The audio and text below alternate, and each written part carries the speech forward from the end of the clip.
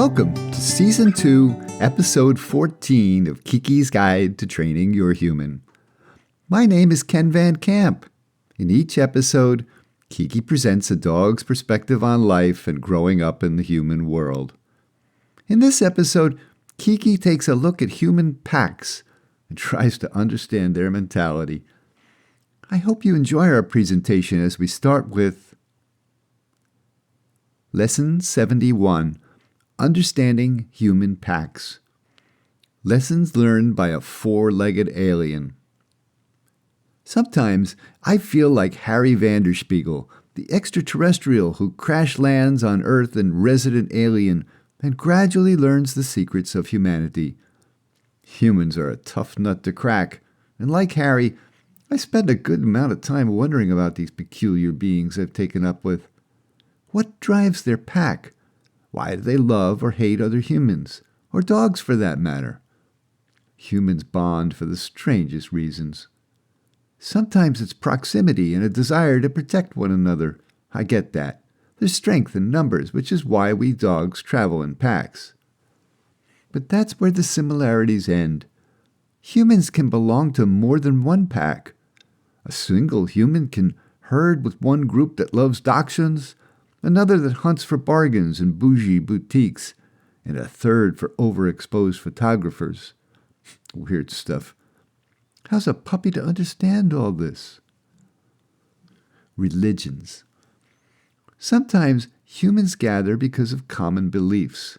They build churches, synagogues, gurdwaras, mosques, etc. It seems to be driven by their faith that there is life after death. Something to complete the current meal. A creme brulee for the soul, you know? For some, it's like Santa Claus. They want to get on the nice list so they get the best seats in the next life. But for others, it's much more than that. Some follow moral laws which cause them to be nice to people, while others use the same laws to exclude people with different beliefs. I'm still trying to understand this. Politics. Speaking of laws, humans also identify with packs because of the rules their government makes.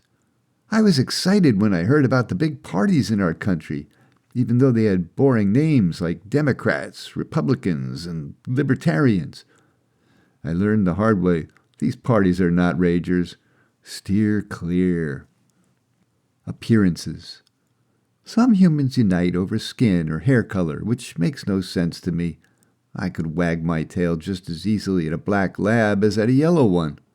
And would I refuse to play with a golden doodle just because his hair was lighter than mine? I mean, really? What do you think he is, some kind of alien? Other humans think they're prettier than everyone else and refuse to herd with people who don't live up to their standards. I get the attraction. Everyone flocks to me because I'm the cutest puppy on the block. But hey, I could even share a burger with a Shar-Pei. A poodle? Well, even I have standards. Musical interests. Humans spend more than $20 billion a year. $20 billion a year on live music concerts. Make that $21 billion if you count the Eras Tour. Fans of popular musical groups even name themselves Swifties, Arianators, Baconators? And then there are genre lovers like metalheads, indie kids, and hip-hop rapids. Ever see a Ukrainian trembita? It would take a whole pack of beaver terriers just to hold one up. And what would we call them? Trembadors? Sports. Sports fan groups have the best names of all. American football fans can be Cheeseheads, Terrible Towels, or my favorite, the Dog Pound. But try to have a little self-respect. There's no need to hot dog it. The photo shows a dachshund wearing a Cleveland Browns helmet and dressed as a hot dog. Ethnic background. Breed is a frequent delineator for human packs. They call it ethnic background. Yorkies were bred to catch rats, and golden retrievers were bred to retrieve. Dorkies were bred to be dorks. Well, this is a successful breeding if ever there was one. But some of this is carried too far.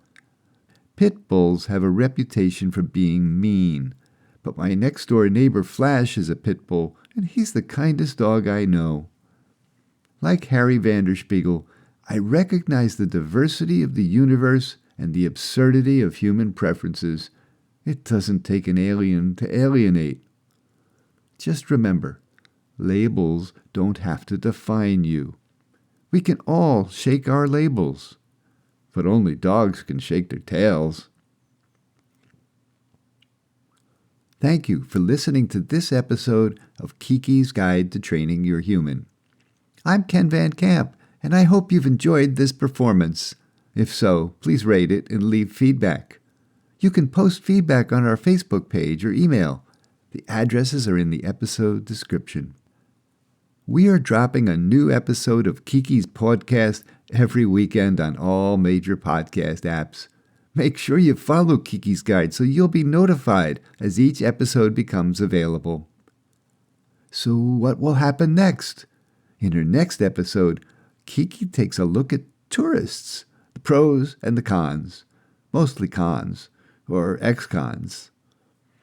Be sure to join us for the next episode of Keke's Guide to Training Your Human and find out. Because dogs are people too, you know?